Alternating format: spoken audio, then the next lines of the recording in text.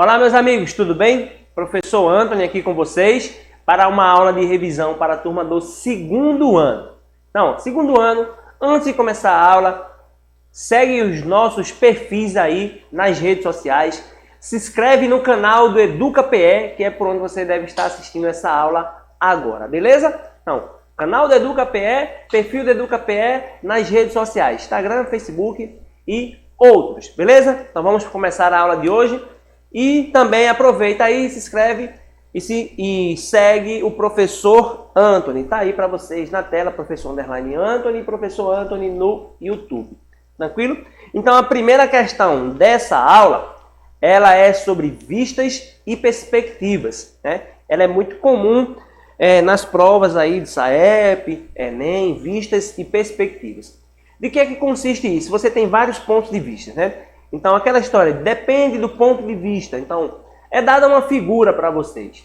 E aí ele pergunta, olhando de tal posição, olhando de cima, olhando de frente, olhando da lateral, da esquerda, de baixo, qual é a figura que você enxerga? Então, dependendo de onde você está localizado, você tem uma visão da figura. E eu já vou começar aí com um exercício. Já está até marcado para vocês, que diz o seguinte.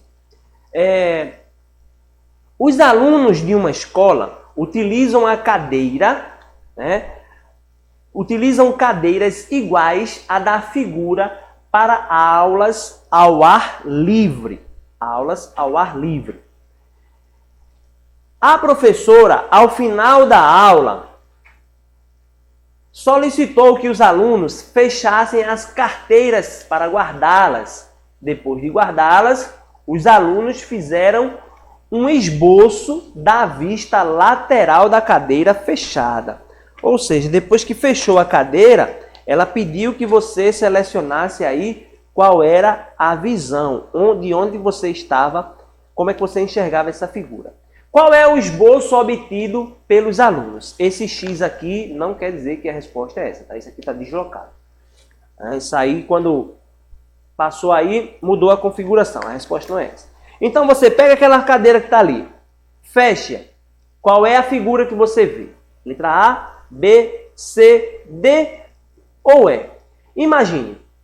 Você pode pegar, você pode imaginar esta cadeira fechando, depois você girando aí e observando ela lateralmente.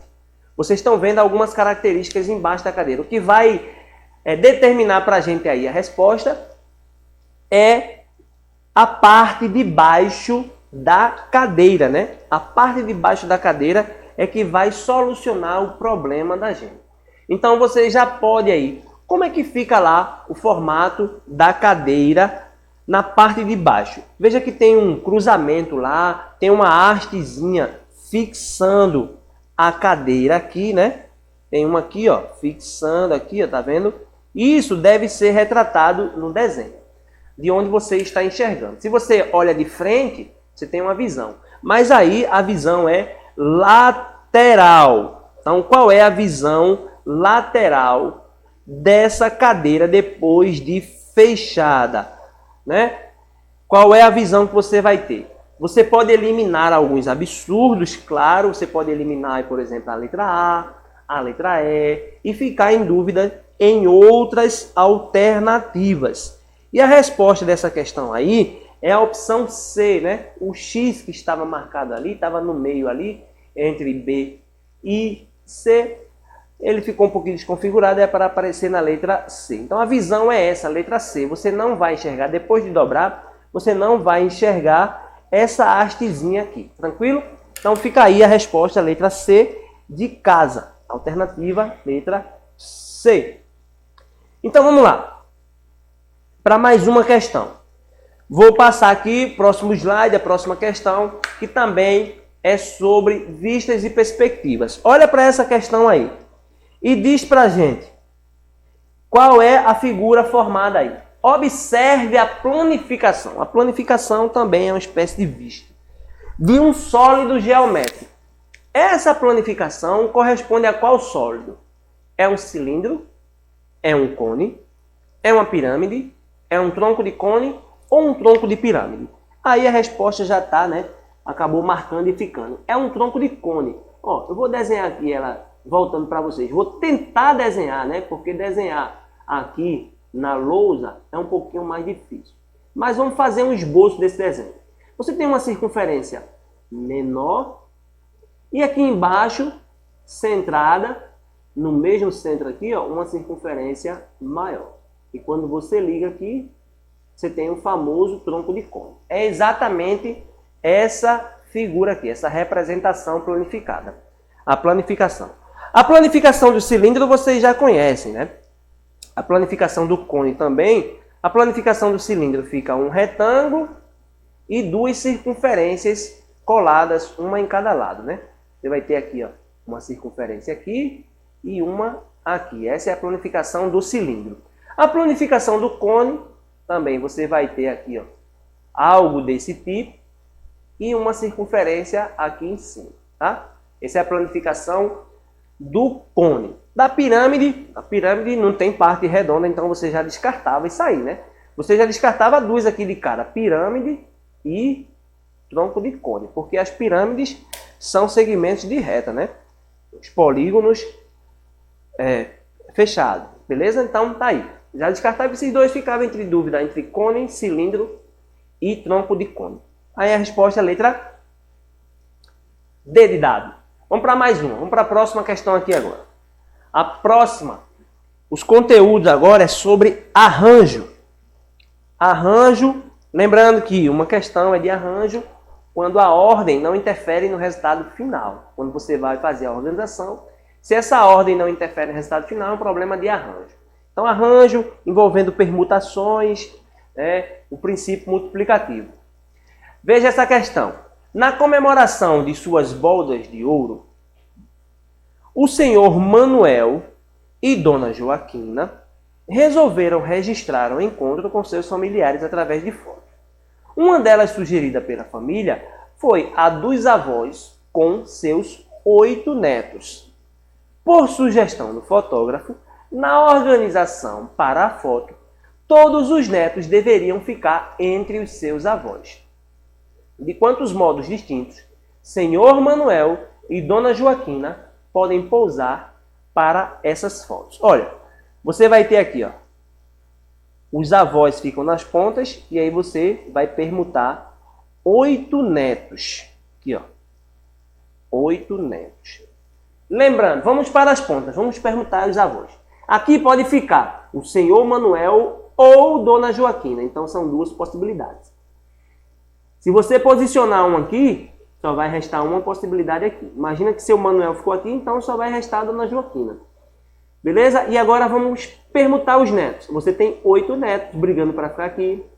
Vai ficar agora 7 aqui, 6 brigando para ficar aqui, 5, 4, 3, 2 e 1.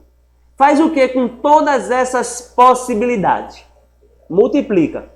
Você vai multiplicar todo mundo aqui. 8 vezes 7, vezes 6, vezes 5, vezes 4, vezes 3, vezes 2. E vai dar 40.320. Só esse meinho aqui dá 40.320. E multiplicado por 2 e 1 aqui na ponta. E vai dar 80.640 possibilidades. Olha que é foto se seguir a sugestão do fotógrafo. Há uma porrada de possibilidades.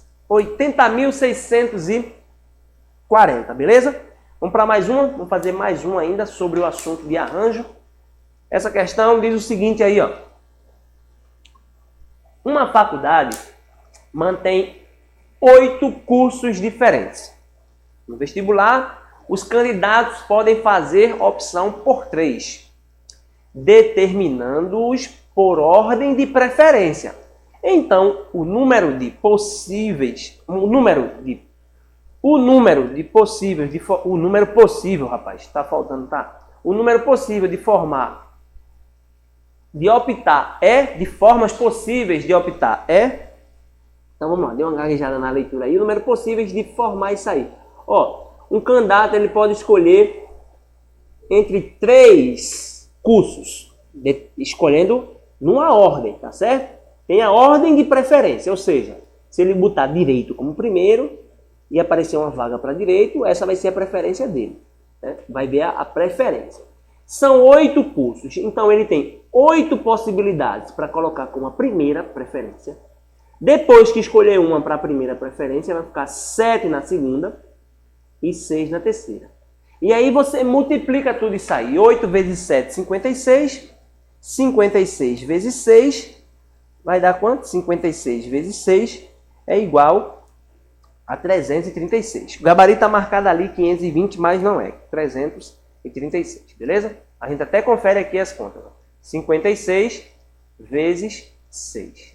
6 vezes 6, 36. Vai 3, 30. 30 com 3, 36. Alternativa de letra B de bacia. Certo?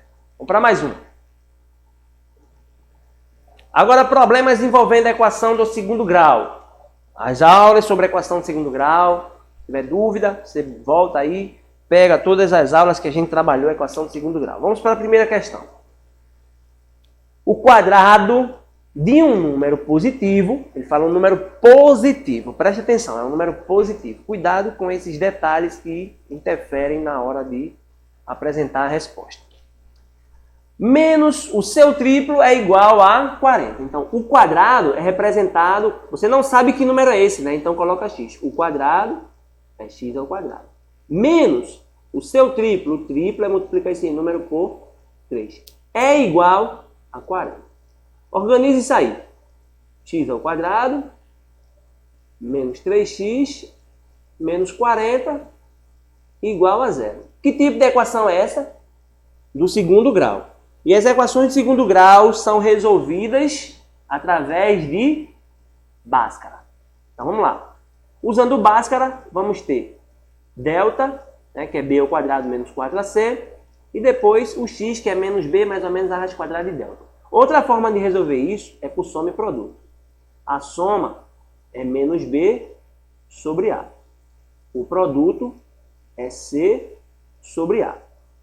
Ou seja, aqui você quer dois números que somado dá 3 e que multiplicado seja 40. Menos 40.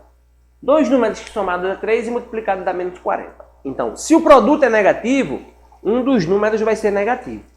Se a soma é positiva, o maior deles é positivo. Então, esses dois números são 8 e menos 5. 8 e menos 5. Olha, 8 menos 5 dá 3. E 8 vezes menos 5 dá menos 40. Como ele pede aqui um número positivo, a resposta é 8, beleza? Essas alternativas aqui não condizem aqui com a resposta encontrada. É um errozinho de digitação. Então, a resposta é 8. O número procurado é 8. E você pode até conferir. O quadrado de 8 menos, subtraindo ali, menos o triplo dele tem que ser igual a 40. Menos 3 vezes 8 é quanto? 24. 8 ao quadrado é 64, né? 64 menos 24 é igual a 40, beleza? Então, o 8 é o número positivo procurado. O quadrado de um número menos o triplo é igual a 40. Tá correto. O 5 também resolve? Resolve, mas ele pediu o quê? Ele pediu apenas o número positivo. Portanto, só uma resposta. Vamos para a próxima questão, que diz o seguinte. Essa agora. Para acabar com o estoque de inverno, uma loja fez uma queima oferecendo ofertas em todas as mercadorias. Após X dias de ofertas, verificou-se que as vendas diárias Y poderiam ser calculadas de acordo com a função y igual a menos x ao quadrado mais 11x mais 12. Depois de quantos dias as vendas se reduziram a zero? Quem é que representa as vendas? O x ou o y? O y, está aqui. Ó. O y, ele representa as vendas. E ele quer saber depois de quantos dias essas vendas se reduziram a zero. Ou seja, depois de quantos dias o y passou a ser zero. Então, essa expressão aqui, ó, ela vai ser igualada a zero. Menos x ao quadrado mais o 11x mais o 12 igual a zero. Vamos resolver essa utilizando o Bhaskara agora. Delta b ao quadrado, o b é 11, né? Então fica 11 ao quadrado, 121. Menos 4 vezes a. O a é menos 1. Então vai ficar, ó, já tem um menos ali, que vai juntar com o menos aqui, vai ficar mais. 4 vezes 1 vezes 12, vai dar 48. E delta, 121 mais 48, dá 169, beleza? E agora vamos para o x. X vai ser menos b, mais ou menos esse traço aí que eu passei, viu? Não está muito certinho não, vamos alinhar isso aí. O x vai ser menos b, mais ou menos a raiz quadrada de delta agora, né? Quem é o b? O b é 11, né? Então, se é 11 positivo, ele fica aqui negativo. Mais ou menos a raiz quadrada de delta. Quanto é a raiz quadrada do 169? 3. Dividido por 2a. O a é menos 1, então fica 2 vezes menos 1 menos 2. Então, ó, eu vou fazer um pelo lado positivo e um pelo lado negativo. Como ele está querendo a quantidade de dias, a parte negativa não vai me interessar. Então, eu vou ficar apenas com a parte positiva. E o que vai me dar a parte positiva vai ser menos 11 menos 13 dividido por menos 2. Menos 11 menos 13 dá menos 24. Menos 24 dividido por menos 2 dá 12 positivo. Então, a resposta dessa questão, doce. É o doce. Alternativa de letra D. Beleza? Questãozinha tranquila para vocês. Vamos para mais uma? Vamos para a próxima? O próximo tema é sobre simetria. Simetria tem vários tipos de simetria. Tá? Aqui a gente não vai conseguir trabalhar todos nessas questões. Mas existe a simetria de rotação, simetria de reflexão e simetria de translação. E elas podem ser combinadas. Você pode transladar e rotacionar ao mesmo tempo. No caso da Terra, ao mesmo tempo em que a Terra rotaciona, ela translada. Então você pode ter uma simetria desses dois tipos. E aí você tem que entender o que é cada uma delas. É bom você entender. O que é a simetria de reflexão? É como se você tivesse um espelho e uma imagem sendo refletida ali no espelho. Isso é uma simetria de reflexão. Quando você aparece na frente do espelho, há uma simetria, né? A imagem e você estão à mesma distância dali do eixo de simetria, que é a linha do espelho. A simetria de rotação, quando você rotaciona em torno de um ponto fixo, de um eixo fixo ali, a Terra rotacionando em torno do próprio eixo. E a simetria de translação é quando você translada. Translação é transladar, é transportar de um lugar para outro. E aí você vai informar duas coisas, né? A distância que ela anda e o grau que ela gira. Tranquilo? Então vamos responder essa questão. Ele está perguntando aqui, o polígono que dá forma a essa calçada é invariante por rotação em torno de seu centro de quantos graus? Ou seja, você, para ser invariante em torno, para ser invariante, né, por rotação, quando você mudar uns pontos aí, a figura, mesmo você girando, a figura que você vai obter é a mesma. Imagine o seguinte, se esse ponto ele girar para cá, você não mexeu na figura. Se você trazer esse outro ponto para aqui, você girou, mas a aparência é de que você não mexeu na figura. Então você tem aqui, ó, vou fazer o seguinte aqui, ó, o centro da figura. E esses três aqui, esses três ângulos, têm medidas iguais. Então, se você trazer esse ponto A para o ponto B e o ponto B para o ponto C, o C para o A, e ficar girando aí, exatamente nesses pontos, a figura fica invariante por rotação. Ou seja, você pegou 360 graus e dividiu igualmente para esses três ângulos aqui. Ó. Esse é o ângulo de rotação, dividindo para 3. Os três são iguais. Que é igual a 120 graus. Beleza? Então a resposta é letra D de dado. Tranquilo? Falou em variante de rotação, você tem que achar o ângulo que ele vai girar. E depois desse giro, a impressão que você tem é que a figura não se modificou. Vamos para mais um aqui. Pronto, essa questão tem a mesma ideia. Um hexágono regular é invariante por rotação em torno do seu centro de quantos graus? Olha, você vai pegar esse hexágono agora e vai girar ele em quantos pontos? Ele tem 1, 2, 3, 4, 5, 6. Então você vai pegar aí, ó, fazer a mesma coisa. Você vai trazer esse para cá, vai dar um giro. Esse para cá, 2. 3, 4, 5, 6. Então, se esse ponto ele não pode parar em nenhum outro lugar, ele tem que vir direto para aqui, para que você não perceba a rotação, certo? Você vai achar que é a mesma figura. Então, você vai pegar aí, ele vai dar um giro de 360 graus e vai dar quantos giros aí? São 6 pedaços, né? Então, divide aí e vai dar 60 graus. Então, o hexágono é invariante por uma rotação de 60 graus. Essa resposta aqui era para ser marcada na letra C, correto? Beleza? Então tá aí a variação aí, a rotação do hexágono. Vamos para mais uma? Então vamos ver qual é o próximo tópico aqui. Teorema de Tales. Teorema de Tales. Vamos já responder essa questão. Aí você pode estar olhando essa questão e dizer assim, professor, essa questão não é do Teorema de Tales. É sim, porque olha, quando ele diz aqui que o segmento BC é paralelo ao segmento DE, você tem aqui ó, duas retas paralelas. E a terceira, professor, para ser o Teorema de Tales, ela passa aqui em cima nesse vértice. E aí, ó, o correspondente do x é o 10. O correspondente do x mais 3 é o 15. Faz a multiplicação cruzada. 15x. 10 vai multiplicar todo mundo aqui, ó. 10x e 10 vezes 3, 30. Traz esse x para cá, esse 10x, né? Fica 15x menos 10x, que dá 5x. Igual a 30. Logo, x é 30 dividido por 5, que é quanto?